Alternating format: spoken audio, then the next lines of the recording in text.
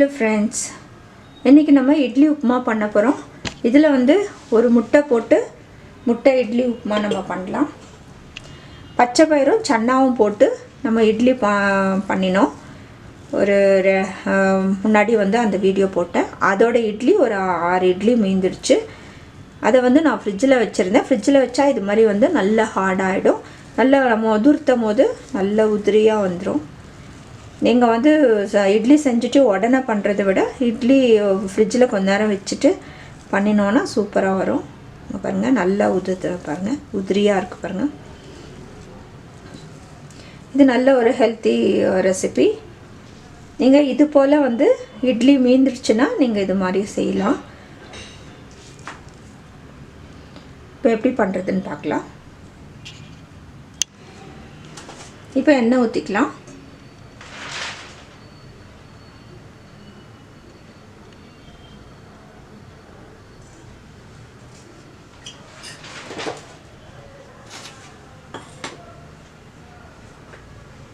எண்ணெய் காயட்டும்.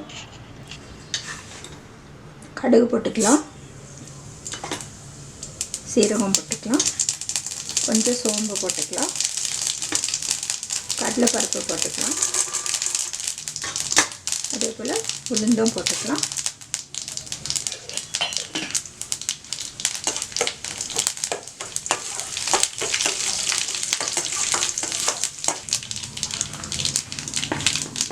இதில் கொஞ்சம் வேர்க்கடலை போட்டுக்கலாம்.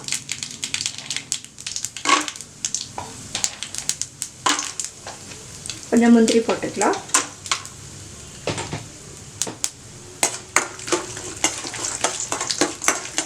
இதில் வெங்காயம் போட்டுக்கலாம். இஞ்சி, வெங்காயம், பச்சை மிளகாய், கருவேப்பிலை.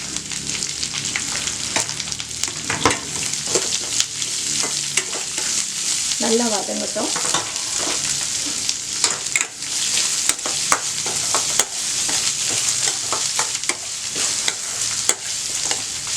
இந்த ஒரு 4 மிளகு போடுறேன்.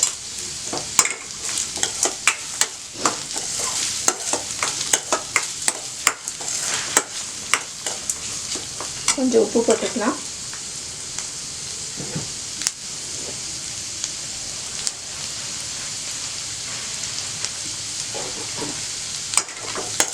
நம்ம இட்லியில் உப்பு போட்டிருக்கோம்.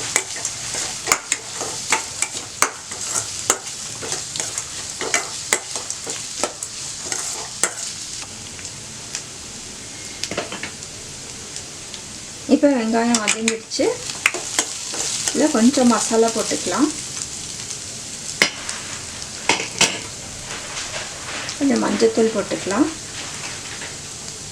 கொஞ்சம் ஒரு 1/4 டீஸ்பூன் மிளகாத்தூள், 1/4 டீஸ்பூன் தனியாத்தூள், 1/4 டீஸ்பூன் கரம் மசாலா.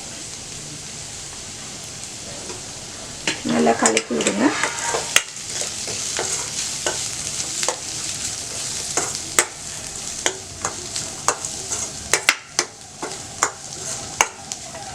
இது கொஞ்சம் உப்பு போட்டுக்கலாம்.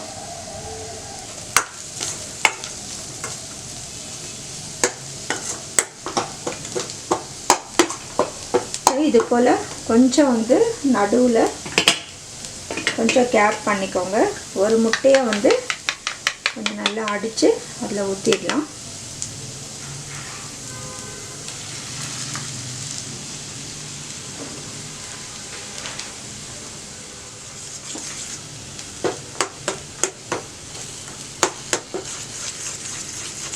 நம்ம எல்லா வெங்காயத்துலேயும் வந்து நம்ம சேர்த்தோம்னா சீக்கிரம் வந்து ட்ரை ஆகாது. அதனால தான் இப்படி பண்ணுறது. கொஞ்சம் இதில் எண்ணெய் ஊற்றிக்கலாம்.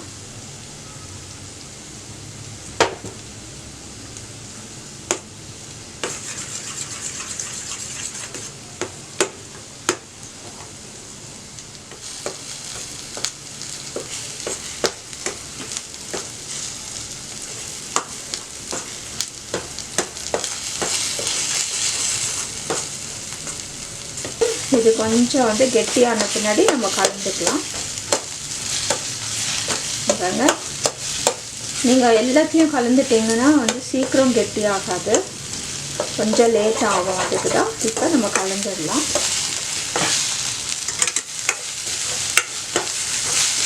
அனல் குறைச்சிக்கோங்க.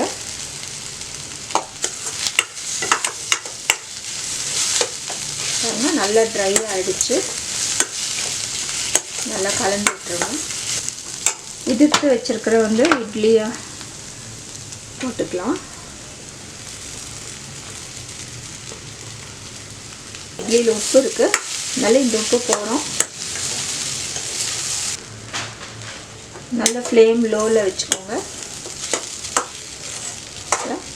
நல்லா கலக்கி விடுங்க.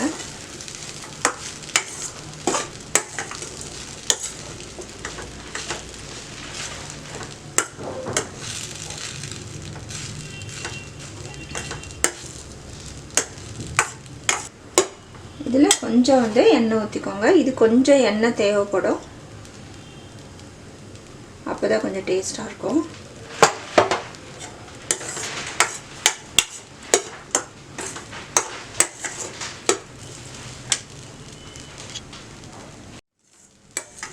எக் இட்லி உப்புமா ரெடி ஆகிடுச்சு. நம்ம ஒரு கண்டெய்னருக்கு மாற்றிக்கலாம்.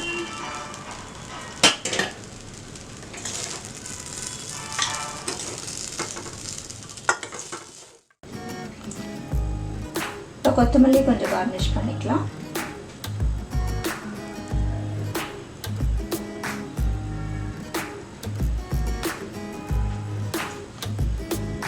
நம்ம முட்டை இட்லி உப்புமா ரெடி ஆகிடுச்சு. நீங்களும் வந்து செஞ்சு பாருங்கள். இட்லி உப்புமா வெறுமனையாக செய்கிறத விட இது போல் வந்து நம்ம எக் போட்டு செய்யும் போது ரொம்பவே டேஸ்ட்டாக இருக்கும். இதில் வந்து நல்லா நம்ம மசாலா போடுறோம். ஸோ மசாலா இட்லி உப்புமாவும் சொல்லிக்கலாம். ரொம்பவே டேஸ்ட்டாக இருக்குது. நீங்களும் வந்து செஞ்சு பாருங்கள். செஞ்சு பார்த்து உங்களோட கமெண்ட்ஸ் எங்களுக்கு போஸ்ட் பண்ணுங்கள். வேறு ரெசிபீஸ் எல்லாம் பாருங்கள். இந்த வீடியோ உங்களுக்கு பிடிச்சிருந்தால் லைக் பண்ணுங்கள், மற்றவங்களுக்கும் ஷேர் பண்ணுங்கள். புதுசாக எங்கள் சேனல் பார்க்குறவங்க சப்ஸ்கிரைப் பண்ணுங்கள். தேங்க்ஸ் ஃபார் வாட்சிங்.